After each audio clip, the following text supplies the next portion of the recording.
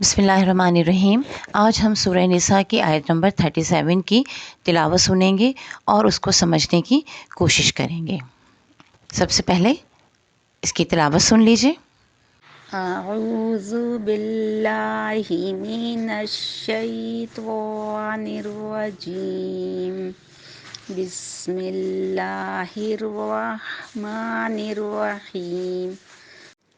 الذین یبخلون ویأمرون الناس بالبخل ویکتمون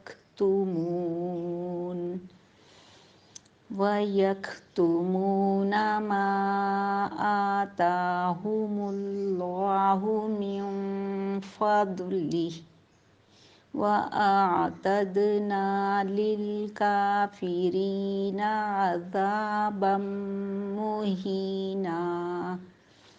الفاظ کے معنی: وہ لوگ جو یبخلون بخل کرتے ہیں، وَيَأْمُرُونَ اور وہ حکم دیتے ہیں، الناس لوگوں کو، بالبخل بخل کا، وَيَكْتُمُونَ اور وہ چھپاتے ہیں، ما اس کو جو، آتاہم اللہ دیا انہیں اللہ نے، من فضلہ اپنے فضل سے، وَأَعْتَدْنَا اور تیار کر رکھا ہے ہم نے، لِلْكَافِرِينَ کافروں کے لیے، عذابًا عذاب، مہینہ رسوا کرنے والا۔ ترجمہ ہے: جو خود بھی بخل کریں اور لوگوں کو بھی بخل سکھائیں، اور جو مال خدا نے ان کو اپنے فضل سے عطا فرمایا ہے اسے چھپا کے رکھیں، اور ہم نے ناشکروں کے لیے ذلت کا عذاب تیار کر رکھا ہے۔ یہ ترجمہ ہے فتح محمد جالندھری صاحب کا۔ اب ایک اور ترجمہ دیکھ لیتے ہیں اس آیت کا۔ ترجمہ: جو آپ بخل کرے اور اوروں سے بخل کے لیے کہے، اور اللہ نے جو انہیں اپنے فضل سے دیا ہے اسے چھپائیں، اور کافروں کے لیے ہم نے ذلت کا عذاب تیار کر رکھا ہے۔ ترجمہ کنز الایمان۔ سب سے پہلے ہم دیکھ لیتے ہیں ربط آیات۔ پچھلی آیت یعنی کہ اس سے پہلے جو ہم نے آیات پڑھی ہیں سورہ نساء کی، ان آیات میں جو 36، 35، 34 اس سے پہلے کی آیت تھی، پچھلی آیت میں زن و شوہر کے خانگی معاملات کے بارے میں گفتگو ہوئی، اور اخلاقیات درست کرنے نیز دوسرے افراد جو وقتی، کل وقتی، جز وقتی ہم نشین بن جاتے ہیں ان کے ساتھ معاملہ فہمی کرنے کی ترغیب دی جا رہی ہے۔ شان نزول: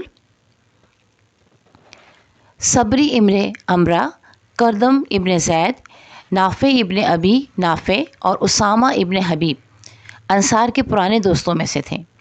جب انصار نے اسلام قبول کر لیا تو یہ لوگ سابقہ دوستی کی بنا پر کبھی کبھار ملنے آ جاتے۔ ادھر ادھر کی باتیں کرنے کے دوران حتی الامکان یہ زور دیتے کہ مال خرچ نہ کرو، سنبھال کر رکھو، نہ جانے کب ضرورت پیش آ جائے۔ ان کا مقصد بجز اس امر کے کچھ نہ تھا کہ یہ لوگ مہاجرین کی خدمت سے ہاتھ روک لیں، زکوٰۃ، صدقات اور جہاد میں خرچ نہ کریں۔ ان بہکانے والوں کی تردید میں یہ آیت نازل ہوئی۔ اب آ جائیے اس کی تشریح اور تفسیر کی طرف۔ سب سے پہلی بات، اس آیت مبارکہ میں دو اہم نکات بیان کیے گئے ہیں۔ پہلا ہے بخل سے پرہیز، اور دوسرا ہے اللہ تبارک و تعالیٰ کے فضل کا اقرار۔ بخل کیا ہے؟ بخل کی تعریف کچھ اس طرح ہے کہ بخل کے لغوی معنی کنجوسی کے ہیں، اور جہاں خرچ کرنا شرعاً، عادتاً یا مروتاً لازم ہو وہاں خرچ نہ کرنا بخل کہلاتا ہے۔ جس جگہ مال و اسباب خرچ کرنا ضروری ہو وہاں خرچ نہ کرنا یہ بھی بخل ہے۔ علماء کے نزدیک بخل کی تعریف یہ ہے کہ واجب کا ادا نہ کرنا، اسی لیے بخل پر شدید وعیدیں آئی ہیں۔ یعنی جہاں آپ کو پیسے اپنے خرچ کرنے چاہیے ہیں، جہاں آپ کے لیے ضرورت ہے، یعنی اپنے بیوی بچوں پر خرچ کرنا، ان کو ایک اچھی رہائش دینا، ان کو اپنی استطاعت کے مطابق، اور ان کو اچھا کھانا پینا دینا، یا ان کی تعلیم و تربیت کے ان کو بہترین مواقع دینے کی کوشش کرنا، جو کہ اپنی جو بھی ان کی استطاعت ہے اس میں رہتے ہوئے سارے کام کرنا۔ اگر کوئی شخص ایسا نہیں کرتا ہے اور وہ اپنے پیسے کو بچاتا ہے اور اس کو نہیں خرچ کرتا ہے، تو اس کا مطلب ہے کہ وہ بخل کرنے کا مرتکب ہوا ہے اور اس نے بخل کیا ہے، جو کہ بالکل بھی جائز نہیں ہے۔ بلکہ ضروری یہ ہے کہ جہاں تک ہو سکے لوگوں کے لیے آسانیاں کرنی چاہیے، اور خاص کر وہ لوگ جو کہ ہمارے انڈر آتے ہیں، یعنی کہ جو کہ ہم پر ڈپینڈ کرتے ہیں، ہمارے لیے بہت ضروری ہے کہ ہم ان کی ضروریات کا بہت خیال رکھیں۔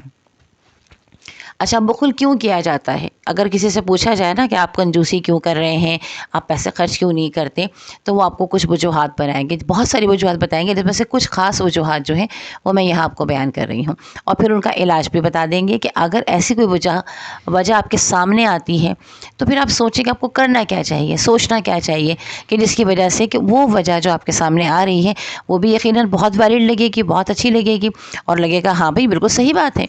لیکن جب آپ سوچیں گے کہ اس کا حل کیا ہے، اس کا علاج کیا ہے، تو آپ کو اندازہ ہوگا کہ نہیں، ایسا نہیں ہے۔ تو سب سے پہلی وجہ جو ہے بخل کی، وہ ہے کیا؟ تنگ دستی کا خوف۔ ابھی ہم نے آیت مبارکہ میں کے ترجمے میں یہی دیکھا کہ بھئی پیسے بچا کے رکھو، کیا پتہ کب مشکل پڑ جائے، کب ایسا ہو جائے کہ ہمیں پیسوں کی ضرورت پڑے، اور ہم نے یہاں لوگوں پر خرچ کر دیے، لوگوں کی مدد کر دی ہم نے، اور ہماری جب ضرورت پڑ رہی ہے تو ہمارے پاس تو پیسہ ہے ہی نہیں، تو پھر ہماری کون مدد کرے گا؟ یہ تو پہلے ہی ہمارے اوپر ہے، ہم تو ان کی مدد کر رہے ہیں، تو یہ ہماری کیا خاک مدد کریں گے؟ تو اللہ تبارک و تعالیٰ نے ہمیں اس کا کیا علاج بتایا ہے؟ اللہ تبارک و تعالیٰ بتاتے ہیں کہ پیسہ خرچ کرنے سے کم نہیں ہوتا، صدقہ مال کو بڑھاتا ہے۔ جب آپ اللہ تعالیٰ کی راہ میں خرچ کرتے ہیں، اللہ کے بندوں کی مدد کے لیے خرچ کرتے ہیں جن کو اس کی ضرورت ہے، تو اللہ تبارک و تعالیٰ آپ کے پیسے کو مزید بڑھا دیتا ہے، اس میں کمی نہیں ہوتی ہے، بلکہ وہ اور آگے بڑھ جاتا ہے۔ صدقے کے متعلق سورہ بقرہ کی آیت نمبر 261 میں اللہ تعالیٰ فرماتے ہیں، ترجمہ ہے، ان لوگوں کی مثال جو اپنے مال اللہ کی راہ میں خرچ کرتے ہیں اس دانے کی طرح ہے جس نے 7 بالیاں اگائیں۔ دانے کا مطلب گندم کا دانہ۔ اس دانے کی طرح ہے جس نے 7 بالیاں اگائیں، ہر بالی میں 100 دانے ہیں، اور اللہ اس سے بھی زیادہ بڑھائے جس کے لیے چاہے، اور اللہ وسعت والا، علم والا ہے۔ تو بے شک صدقہ کرنے سے آپ کا مال کبھی بھی کم نہیں ہوتا، بلکہ وہ بڑھتا ہے، اور اللہ تعالیٰ اسے کئی گنا زیادہ بڑھا سکتا ہے، 700 گنا بھی بڑھا سکتا ہے، اور اس سے بھی کئی زیادہ بڑھا سکتا ہے۔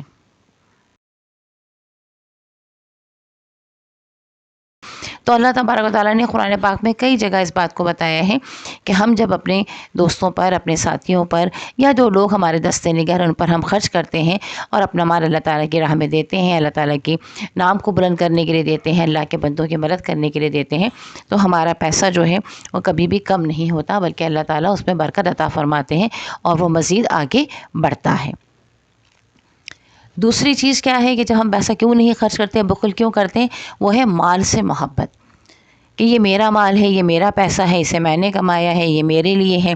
جب یہ چیز آپ کے دماغ میں آ جائے اور اب مال سے محبت پیدا ہو جائے، پیسے کو خرچ کرتے ہوئے دل دکھنے لگے، تو پھر یاد رکھیے کہ آپ نے یاد کرنا ہے اپنی قبر کو، کیونکہ وہاں آپ یہ مال اور متاع جو آپ نے جمع کیا ہے دنیا کا، اسے آپ اپنے ساتھ لے کر نہیں جا سکتے۔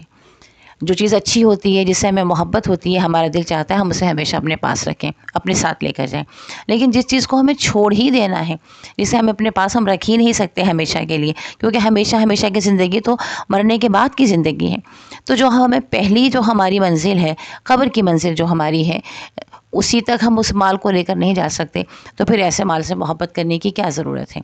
محبت تو ایسی چیز سے کی جائے نا کہ جو ہمارے ساتھ ساتھ چلے، دنیا میں بھی ہمارے کام آئے، قبر میں بھی ہمارے کام آئے، اور آخرت میں بھی ہمارے کام آئے، اور پھر ہمیں جنت تک ہمارے ساتھ چلے۔ وہ کہتے ہیں نا، یہ نیکی جو ہوتی ہے وہ یہ ہوتی ہے کہ وہ آپ کا ساتھ کبھی نہیں چھوڑتی ہیں، وہ آپ کو آپ کے ساتھ آپ کی قبر میں بھی جاتی ہے، وہاں پر بھی اللہ تعالیٰ سے آپ کی سفارش کرتی ہے، پھر قبر سے آپ کے پاس جب آپ کے اعمال نامے کے لیے آپ جاتے ہیں، قیامت کے دن آپ موجود ہوتے ہیں، تو وہاں پر بھی وہ آپ کی مدد کرتی ہے، اور حتیٰ کہ آپ کو جنت میں لے جا کر چھوڑتی ہے، وہیں پر وہ آپ کا ساتھ جو ہے چھوڑتی کیا ہے، بلکہ وہ بھی آپ کے ساتھ وہاں پر بھی وہ آپ کے ساتھ ہی رہتی ہے، اور آپ اس کے فوائد اٹھا رہے ہوتے ہیں۔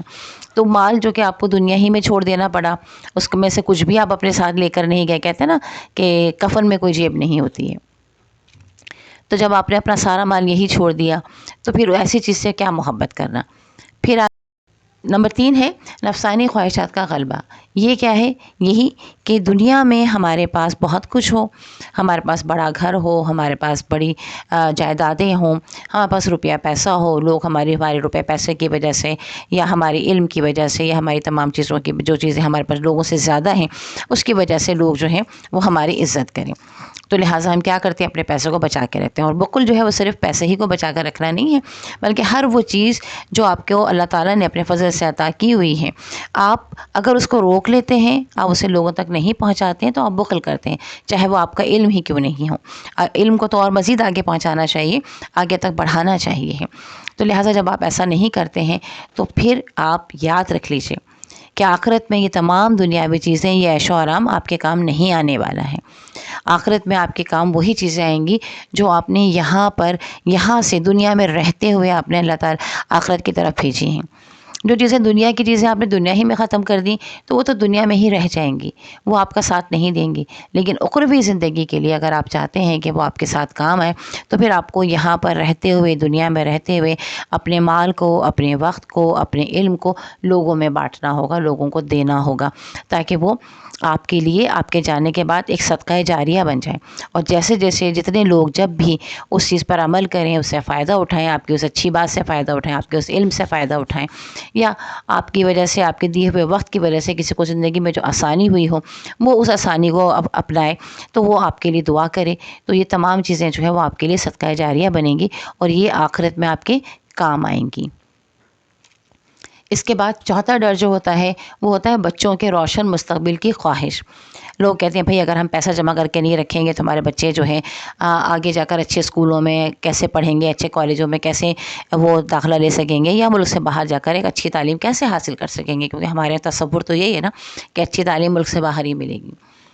یا ہمارے بچے جو ہیں وہ ان کے پاس گھر و بار نہیں ہوگا یا سب کچھ نہیں ہوگا. تو پھر ایک چھوٹی سی بات جو ہے وہ دماغ پر رکھ لیجئے، سوچ لیجئے آپ کے پاس یہ سب کہاں سے آیا، آپ کے پاس یہ سب کیسے رہا. آپ کو بھی تو اللہ تعالیٰ نے ہی دیا ہے نا، یہ اللہ کے فضل سے آپ کے پاس آیا. آپ کی تقدیر میں لکھا تھا تو اللہ تبارک و تعالیٰ نے اس تقدیر کے مطابق اللہ نے آپ کو عطا کیا. تو تقدیر پر ایمان اگر آپ کے پاس، آپ کی تقدیر میں ہے کہ یہ آپ کو ملنا ہے، اللہ تبارک و تعالیٰ آپ کو ضرور وہ چیز دیں گے. اور اگر نہیں ہے تو آپ کو کبھی نہیں مل سکتی. لوگ بے تحاشا روپیہ پیسہ چھوڑ کر مرتے ہیں، لیکن ان کے اولاد کے نصیب میں اس روپے پیسے کی آسانی، آسائش کو حاصل کرنا نہیں ہوتا، لہٰذا وہ پیسہ ضائع ہو جاتا ہے. بادشاہوں کے بیٹوں کو، ان کی اولادوں کو بھی فقیروں کی طرح رہتے ہوئے دیکھا ہے، اور فقیروں کے اولادوں کو بادشاہوں کی طرح رہتے ہوئے دیکھا ہے. تو یہ سب کچھ تقدیر کا کھیل ہے. لہٰذا یہ نہیں سوچنا چاہیے کہ ہاں یہ ضروری ہے کہ ہم نے جو کمایا ہے ہم اسے ضائع نہ کریں، ہم اسے بہتر طریقے پر خرچ کریں اور اپنی اولاد کو لاوارث نہ چھوڑیں.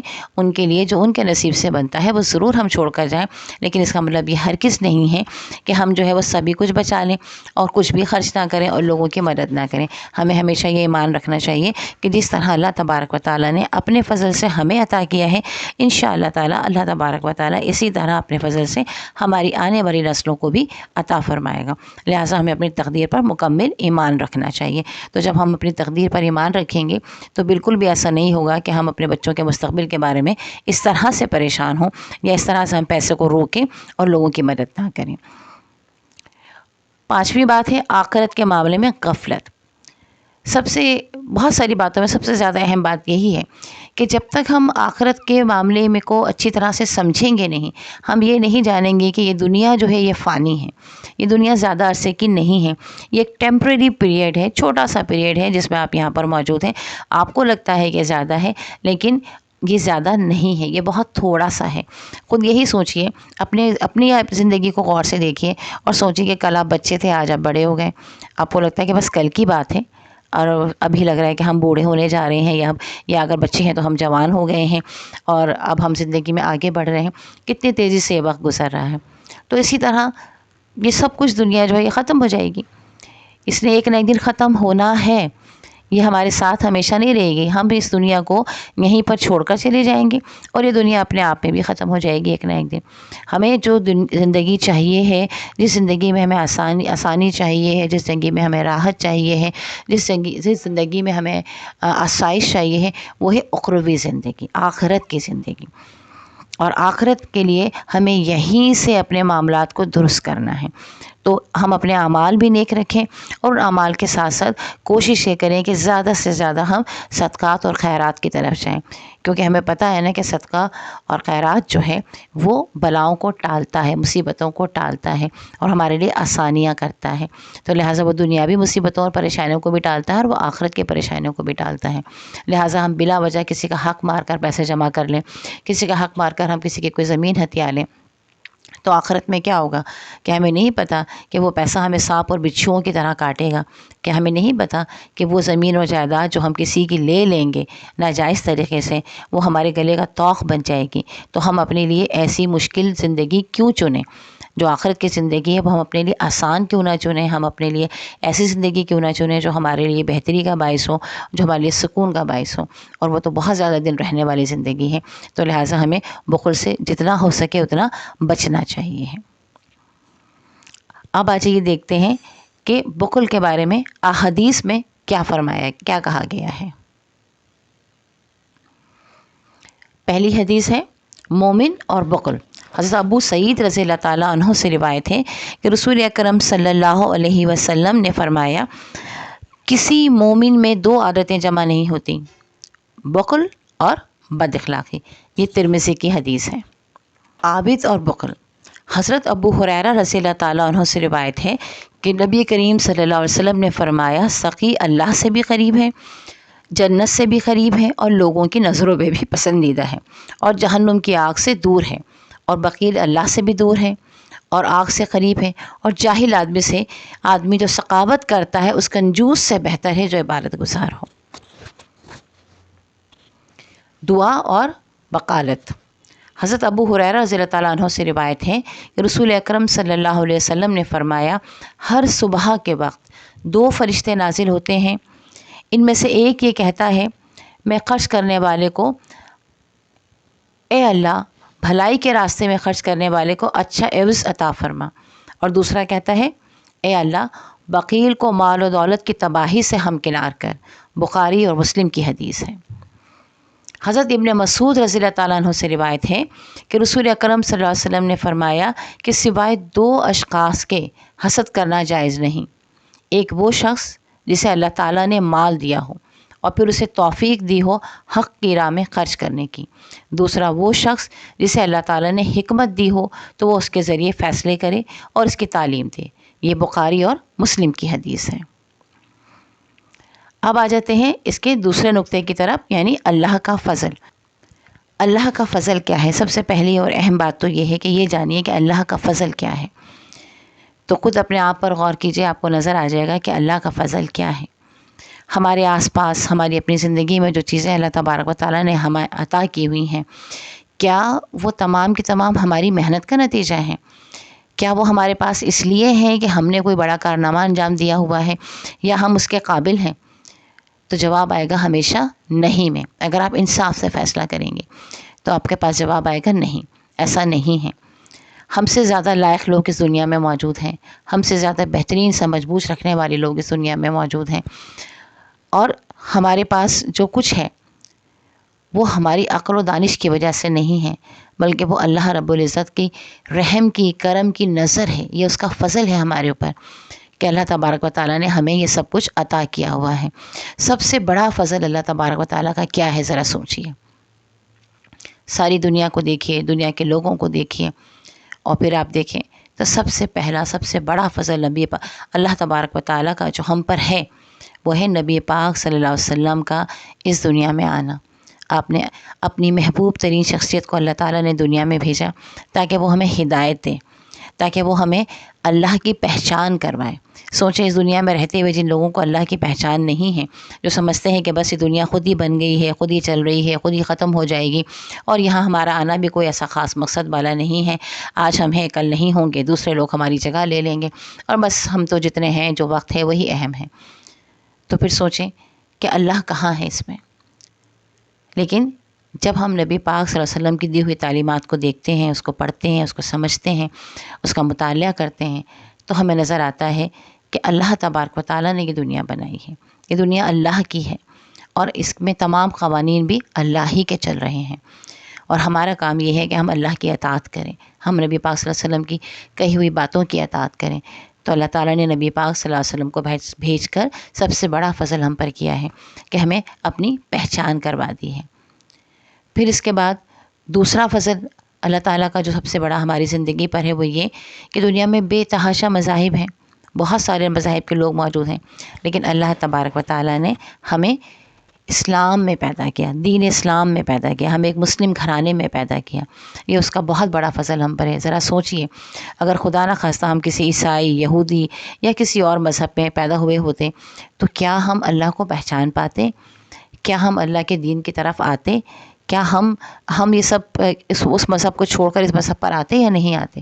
بہت سے لوگوں کو اللہ تعالیٰ نے توفیق دی ہے کہ وہ مذہب کا مطالعہ کرتے ہیں اور وہ پھر اللہ کے دین کی طرف آتے ہیں، لیکن کیا ہمارا شمار ان لوگوں میں ہوتا؟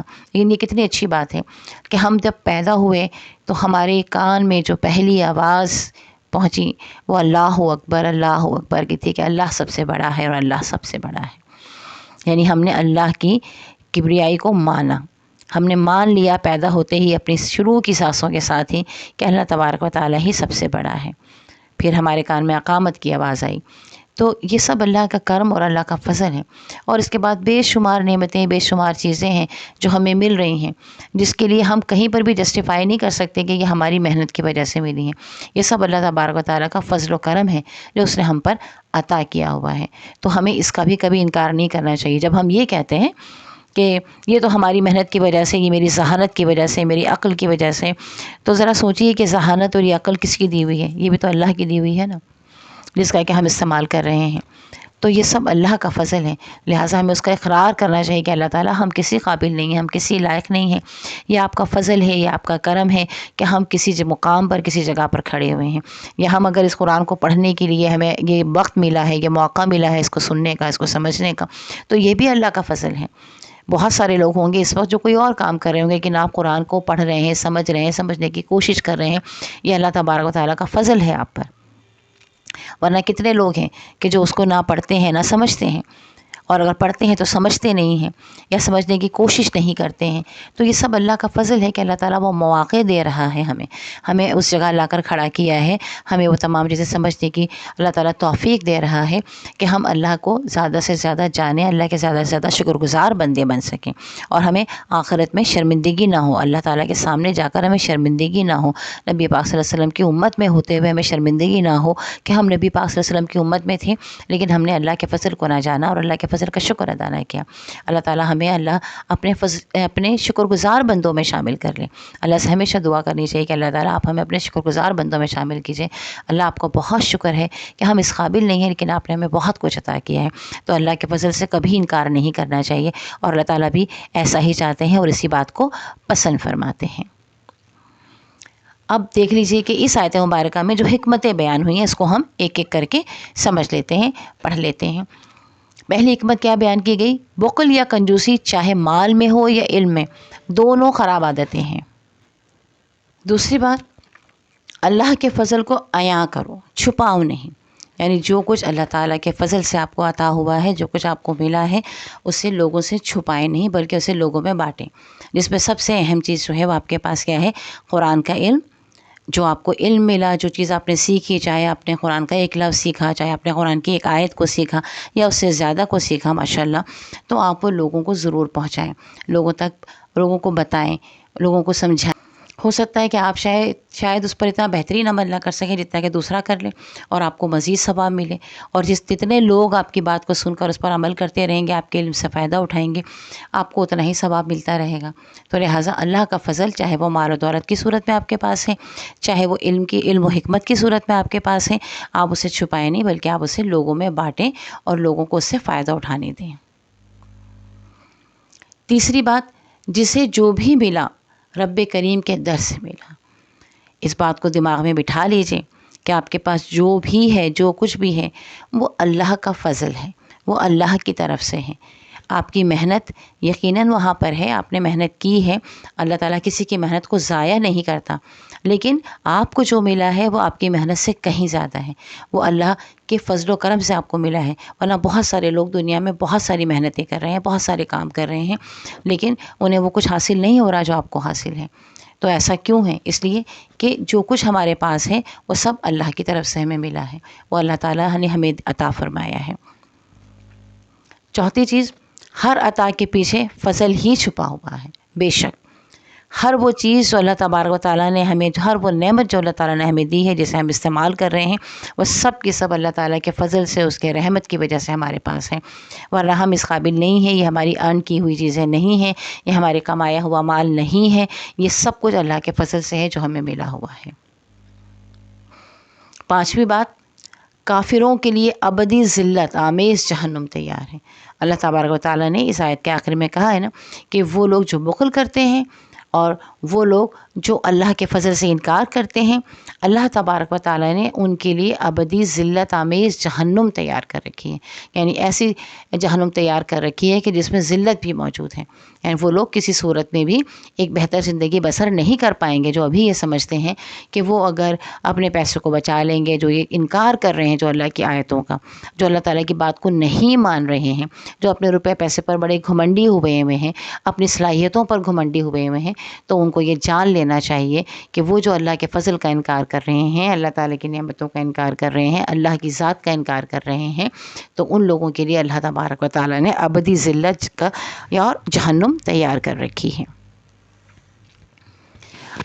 ہماری کوشش یہ رہی کہ اس آیت کو جتنا ہو سکے آپ کو سمجھانے کی کوشش کی جائے اور اس کی حکمتیں بیان کی جائیں، اس کی فضیلتیں بیان کی جائیں۔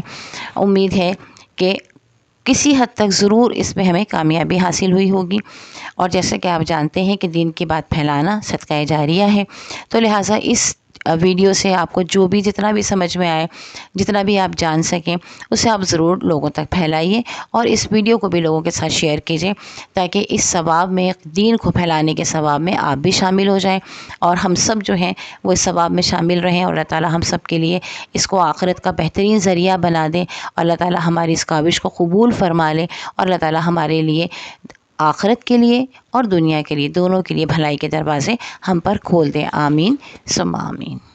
اللہ حافظ۔